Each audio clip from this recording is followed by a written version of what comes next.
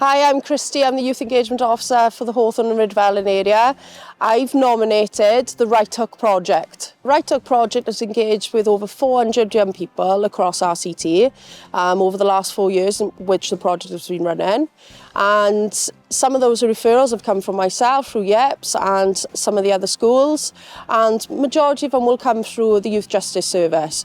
And what the project allows is to work with young people using boxing as the vehicle and to help improve that communication, improve that engagement, give them an opportunity to not only learn some new boxing skills, but to also set them on a path of a more positive path or becoming more positive citizens and community members, but also give them that most important one-to-one support that a lot of these young people really, really need.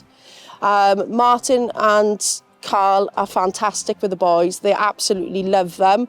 They're always keen to come over here and join in the boxing session alone. Sometimes they're absolutely shattered when they leave here, but I think it's a fantastic opportunity. The project has really changed some boys' lives around, and girls. They also engage with a lot of females from RCT also.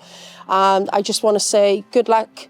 I think the project is absolutely amazing. You really are changing lives of these young people in RCT, and I can't wait to work with you again in the future.